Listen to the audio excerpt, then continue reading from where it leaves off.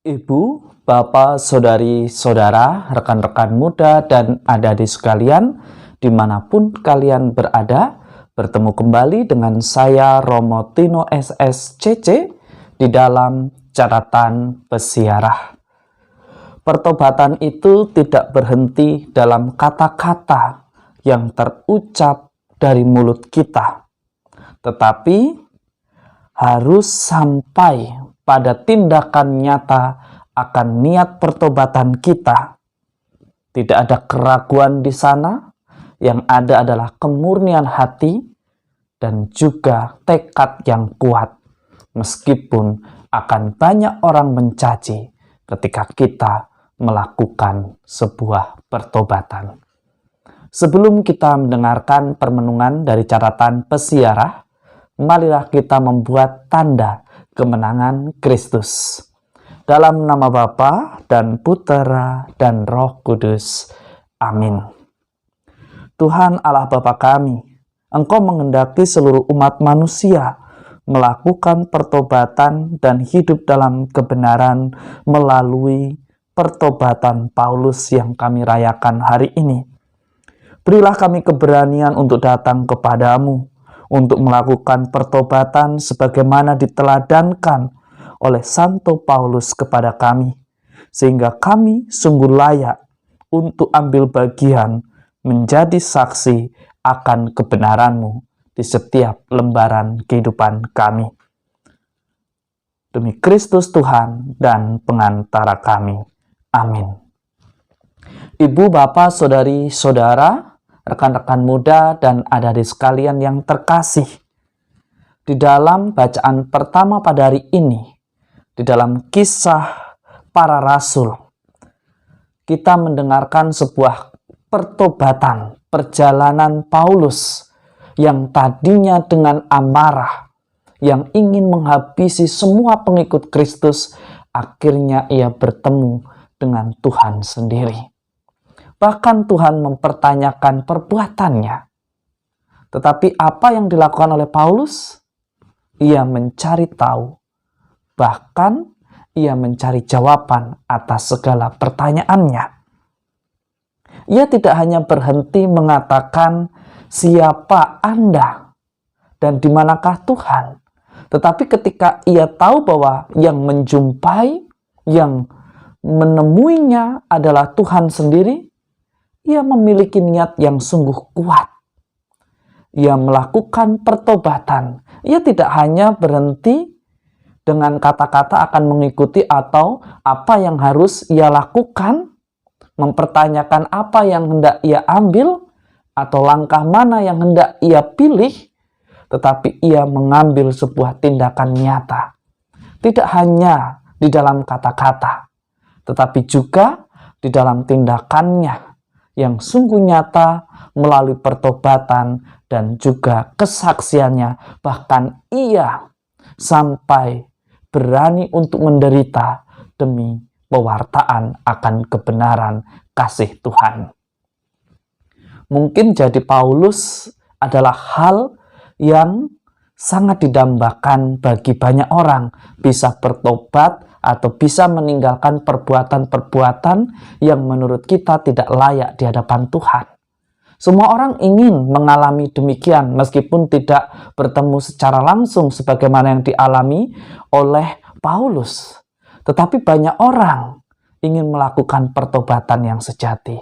Hanya persoalannya di dalam hidup di dunia ini, di masa, di zaman sekarang ini, sangat sulit menemukan pribadi seperti Ananias yang dikisahkan di dalam Kisah Para Rasul pada hari ini. Bahkan akhir-akhir ini kita dipertontonkan dengan kejujuran yang membawa petaka di dalam hidupnya. Dan ada begitu banyak orang yang tidak sanggup untuk mengatakan kejujuran, untuk bersaksi tentang kebenaran karena takut dijauhi, takut dibenci. Mungkin perlu juga kita menjadi seperti Ananias yang rela memberikan kesempatan, yang mau memberikan waktu untuk mendampingi agar mereka yang bertobat tidak tersesat kembali untuk yang kedua kalinya. Mungkin menjadi Ananias menjadi hal yang tidak mudah, apalagi orang yang menyakiti itu adalah orang yang paling sangat kita cintai. Tetapi beranikah kita untuk menemani, untuk mendampingi, tidak hanya pandai di dalam menghakimi, tetapi tahu dan mengerti, serta menunjukkan di mana yang salah dan bagaimana harus melakukan pertobatan yang sejati.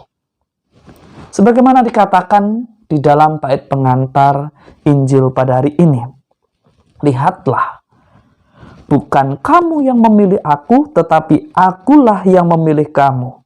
Aku telah menetapkan kamu supaya kamu pergi dan menghasilkan buah, dan buahmu itu tetap. Seringkali kita berdiskusi siapa itu Tuhan. Bahkan kita memiliki pandangan bahwa gereja pilih-pilih.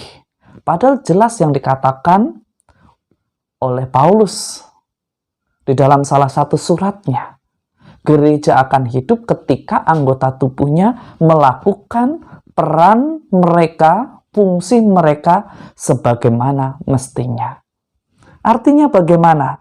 Kita pergi mewartakan kasih Allah akan menghasilkan buah ketika kita menghidupi. Ketika kita tinggal dan hidup di dalam apa yang kita imani. Kalau hanya dalam kata-kata indah atau bahkan kata-kata yang tertulis dalam bentuk puisi atau statement atau dengan alasan kesetaraan gender, ya, semua orang ingin memperjuangkan untuk dihargai. Tetapi seringkali mereka justru seringkali jatuh pada tuntutan agar diakui. Orang yang beriman akan semakin mengerti bahwa martabatnya akan diangkat oleh Tuhan ketika ia mau hidup di dalam kebenaran iman. Ia tidak sibuk mendiskusikan tentang bagaimana mestinya, tetapi ia akan sibuk memperjuangkan bagaimana harus hidup di dalam imannya. Pergi untuk mewartakan Injil, berarti kita harus tinggal di dalam iman kita, menghidupi apa yang kita imani, tidak hanya di dalam pencarian siapa Tuhan bagiku, tetapi bagaimana kita menjadi sarananya untuk menjadi tanda dan bukti nyata akan kasih-Nya. Semoga berkat Tuhan senantiasa melindungi dan memberkati kita semua, Bapa dan Putera dan Roh Kudus. Amin. Cinta kasih Allah sungguh luar biasa, dan Dia akan selalu memberikan kesempatan kepada siapa saja yang mau datang kepadanya, berani melakukan pertobatan, dan hidup untuk menjadi saksinya. Menjadi murid Kristus berarti ia menjadikan dirinya sebagai tanda kasih yang nyata, dan bukan justru mengorbankan nyawa sesama kita. Selamat beraktivitas, Tuhan memberkati. Amin.